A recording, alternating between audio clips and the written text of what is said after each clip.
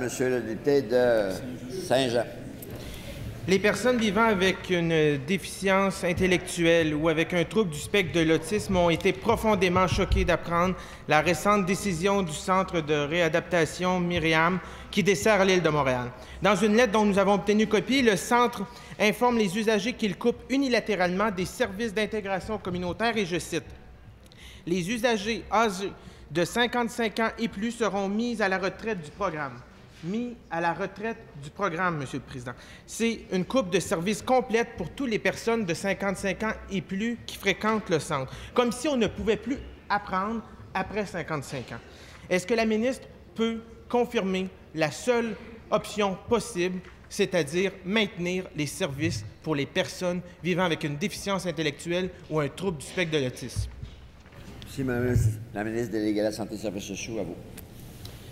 Monsieur le Président, ce que je peux vous dire, c'est qu'on doit tout faire comme gouvernement pour donner la possibilité aux gens de pouvoir s'intégrer, participer socialement à la société. Et dans le cas qui nous occupe, quand on parle du Centre Myriam, oui, j'ai été informée que les gestionnaires souhaitaient revoir l'organisation des services. Ceci étant dit, les services spécialisés qui sont offerts à la clientèle déficience intellectuelle et TSA de tous les âges, ce qu'on souhaite faire, c'est leur donner les services appropriés au bon endroit et en fonction de la situation de chacune des personnes. Alors, c'est pour ça que nous allons rencontrer chacune de ces personnes qui sont dans ce centre-là. Mais il y a une chose qui est sûre, Monsieur le Président, la réorganisation ne va pas se faire abruptement. On va rencontrer chacune des personnes. Nous allons prendre le temps d'analyser chacun des dossiers et de faire tout dans l'ordre pour faire en sorte que ces personnes-là puissent obtenir les bons services aux bons endroits. Merci, Monsieur le Président. Premier complémentaire, Monsieur le député de Saint-Jean. Monsieur le Président, dans la lettre, c'est mentionné « Pour bénéficier de services en réadaptation, un usager devra présenter un potentiel d'apprentissage de nouvelles habilités qui auront un impact sur sa vie quotidienne. Il s'agit d'un changement par rapport au modèle précédent selon lequel l'accent était mis sur le maintien des habilités. » Monsieur le Président, si les personnes n'ont plus le maintien de leurs habilités, ils vont régresser. Donc, c'est une coupe de services et une coupe dans la qualité de vie de ces personnes, Monsieur le Président. Madame la ministre déléguée à la Santé et Services sociaux, à vous. En aucun temps, Monsieur le Président, il est question de laisser tomber les personnes qui sont en déficience intellectuelle ou qui souffrent du trouble de spectre de l'autisme.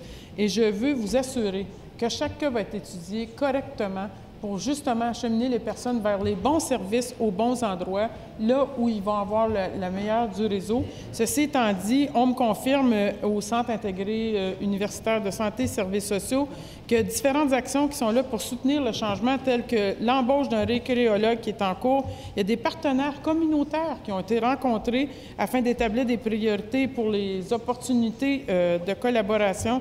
Bref, nous allons tout mettre en œuvre pour venir en aide à ces personnes-là et donner les services appropriés aux bons endroits.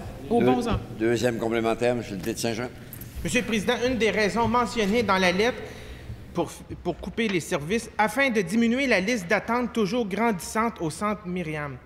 Monsieur le Président, la solution pour réduire les listes d'attente, ce n'est pas de couper des services, c'est d'augmenter les services et les ressources financières dans l'organisme.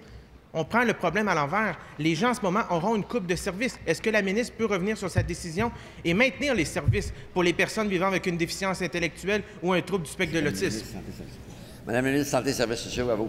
Bon, premièrement, Monsieur le Président, les gestionnaires dans le réseau de la santé et services sociaux sont capables de prendre ces décisions-là et c'est le CIUS qui a pris la décision. Deuxième élément, je ne sais pas comment y expliquer, Monsieur le Président. Regardez bien là.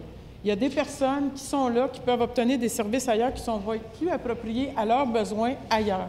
Alors, ce qu'on fait, c'est qu'on va mettre les bonnes personnes aux bons endroits, tant au Centre Myriam que dans d'autres services. Ce n'est pas question de couper les services, c'est question de donner les bons services à l'ensemble de la population.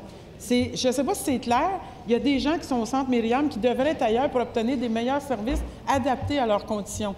À ce temps, Monsieur le Président, je ne peux pas dire plus que ce que je dis là, on ne coupe pas de service. Merci.